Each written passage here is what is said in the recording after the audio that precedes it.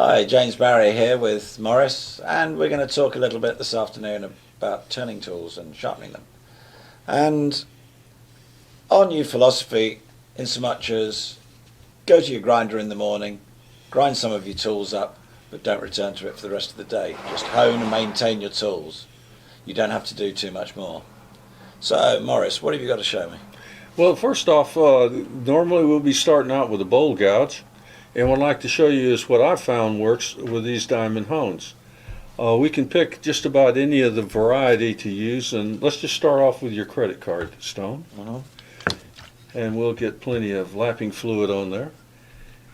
And being as how the grind is what is known as a hollow grind, we'll have 2 points of contact that we can find very simply. You see just exactly how you can reach both points of contact. And what I find works is just a slow rotation completely around the axis, maintaining contact with both surfaces,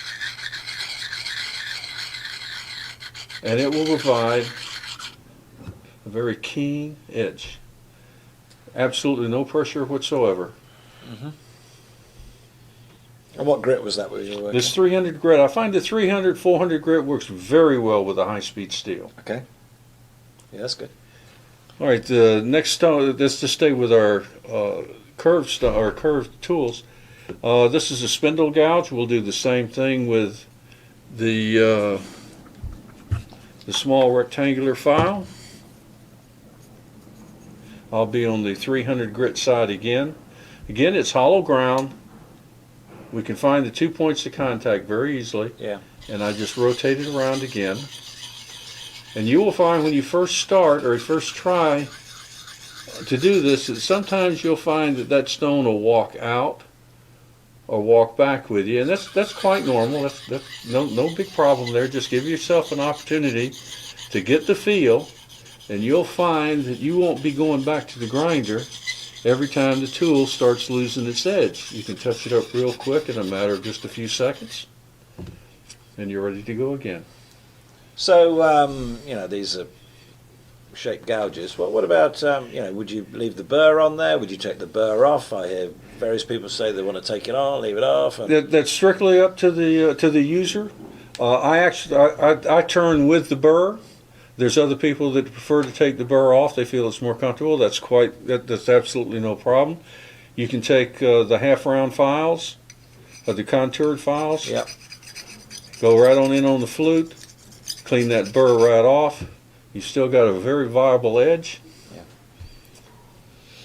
And you're off and running. So whichever school you come from, it's fine. Not a problem whatsoever. We'll try a roughing gouge next, a spindle roughing gouge, and let's use a different tool. We got the smaller stone.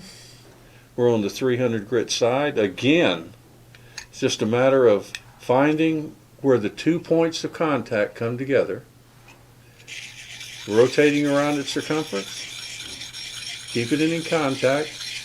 Now, it may take you all of 3 or 4 minutes to get the dexterity necessary to keep the 2 points in contact, but it's well worth the time. Again, if you like to take the burr off, you can just slide the round files just in there. making sure that's totally flat on there. Yeah. Okay. And it'll take that burr straight off. Absolutely no problem. Do you know what? When I'm doing my turning, and anybody who knows me will find that very funny, and I'm using my skew, I'm getting great results using this machinist file, which is a fine and a coarse, and I like to use the fine on this side, and exactly the same as what you were just saying about these two edges. And I just find it so simple that you're just touching that one and coming up, and you just know exactly when you're in there. And as you're doing just in that circular motion, you're taking it down one side and turning it over and doing exactly the same to the other. Now, something I have noticed over the last few months, that there seems to be a new buzzword out there, which is micro bevel. Would you just like to explain to us all about this micro bevel? Because I actually think I've just put one on. That's it. What's basically happening is we have a concave surface, and we have 2 points of contact. If we put a flat stone, you'll find that there's a hollow between the 2 points. Yeah. And as we're reestablishing our edge, we're actually establishing 2 additional bevels, one on the heel, one at the point. And those are those could be considered either secondary or micro bevels. Okay. Now, I personally use those micro bevels, particularly on the bowl gouge when I'm doing what is known as shear scraping. I can actually ride, as I'm shear scraping, I can open. Shear scraping is normally done with the flute almost closed to the wood. I can actually open that flute up, ride the secondary bevel, and get a super fine cut on the outside. Right. And with the, just going back briefly to that skew, how often do you actually go and grind that? Once I've found now that I've been using these stones, the diamond stones, is once I've established the shape that I'm satisfied with, unless this comes in contact with concrete, or you run it into your chuck, or another piece of metal, I have yet to go back to the grinder on the skew. So that actually must save your tooling. Oh yes, the life of the tool is exponentially extended. Okay.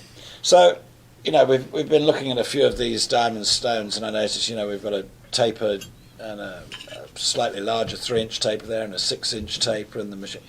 So, and this other rest, like, so if you're doing wood turning and you're looking at this sort of array of tooling that we've been looking at, now which one or which ones do you need?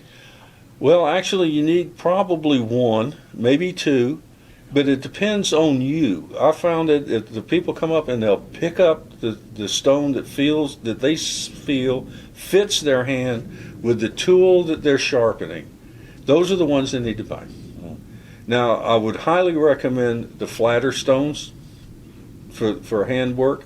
If you're going to remove the wire edge or the burr from inside of your gouges, I would highly recommend something with a curve to it. Yeah, right. Yeah. For the inside. You can also use this on the outside just as well, but it works very well in removing the burr from the inside, regardless of if you want to use a sweeping motion or if you want to use a sliding motion. And all of these tools are extremely effective on carbide.